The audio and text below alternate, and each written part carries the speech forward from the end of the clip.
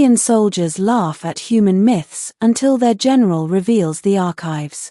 The barracks on Concord Station Alios echoed with laughter. A company of Dominion, Ilvari, and Kelton recruits lounged between drills, swapping stories of their homeworld's gods and monsters.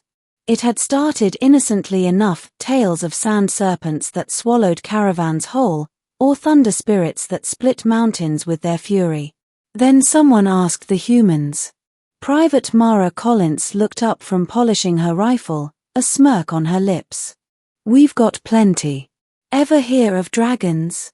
The aliens leaned in with interest. She described vast, winged beasts breathing fire, hoarding gold, and devouring nights whole. The barracks erupted in laughter. "Fire-breathing lizards," one Ilvari chittered. "And you fought them with swords?" sneered a Dominion recruit. Keltons nearly fell from their bunks, wheezing. Humans invent the silliest prey fears. Mara only shrugged. "Believe what you want. We grew up on stories like that." The aliens laughed harder, mocking human fairy tales. But the laughter died when the doors slid open, and General Tivan entered. The general's warning. The room snapped to attention. The Dominion general's crimson-scaled bulk filled the doorway, his eyes like burning coals. "At ease," Tivan rumbled, striding in. He studied the recruits. His gaze lingered on the humans. "I hear you mock their myths." No one answered. The silence was thick. The general's frill twitched. "You think their stories childish? That they imagine monsters to comfort themselves?" The recruits exchanged uneasy glances. Tivan's claws tapped the datapad at his side. "You forget one thing. Humanity is a deathworld species. Their myths are not born of idle fancy. They are fragments of memory, shadows of things they faced before they reached the stars."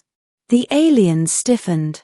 "General, with respect," one Ilvari ventured, "are you suggesting these dragons were real?" Tivan's gaze was unreadable. "Not just dragons. More. The archives." He gestured, and the barracks' hollow projector hummed to life. Ancient files flickered across the air, blurred, grainy, drawn from human cultural archives and interstellar research. "Observe," Tivan commanded. The first image, a massive reptilian skull, unearthed from stone. Teeth longer than a recruit's arm. "Dinosaurs," Tivan said. "Creatures that ruled their world for millions of years. Apex predators the size of ships. Humanity's ancestors lived in their shadows." Gasps filled the room. Another image, cave paintings.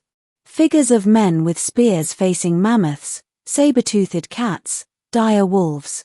While other species hid from predators, humans hunted them, killed them, made their furs into shelter, their bones into tools. The recruits leaned forward, horror dawning. Then came medieval woodcuts, winged beasts torching villages, knights charging with lances. "Dragons may not have been real exactly as they told them," Tivan growled, "but humans did live alongside creatures capable of inspiring such tales. Crocodiles that stalked rivers for millions of years. Birds taller than a soldier. Serpents thick as a transport tube. Their myths are not fiction, they are echoes of battles fought before written memory."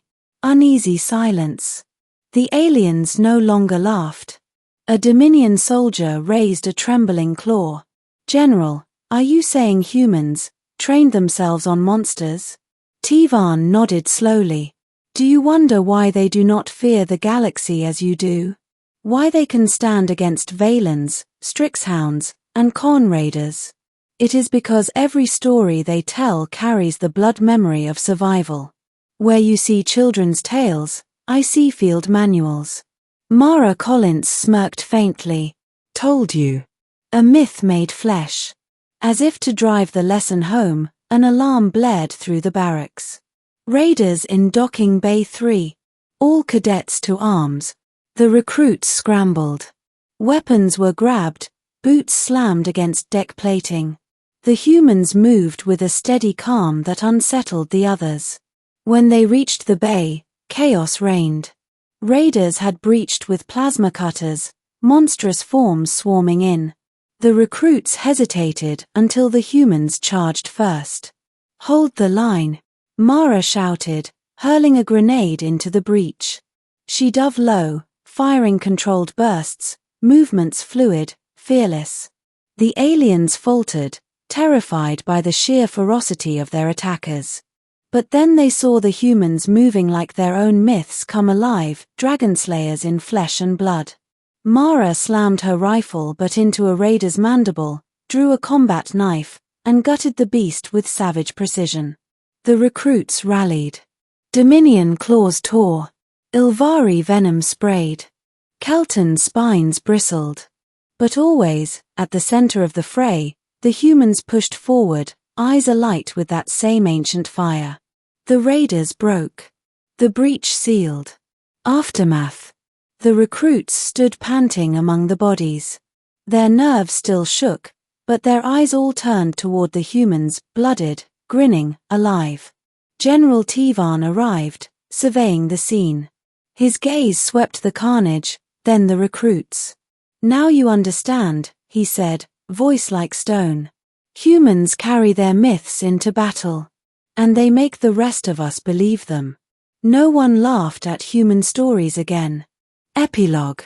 That night, back in the barracks, the Ilvari medic whispered to her bunkmate, "Do you think dragons were real?" The Dominion snorted uneasily. "If they were not, humans would have invented them anyway. And that is worse." Across the room, Mara polished her knife. She glanced up, eyes gleaming. "Dragons or not," she said softly, "we've never stopped fighting monsters. That's why we're still here." The galaxy would learn the truth, one story at a time. Human myths weren't just legends. They were warnings.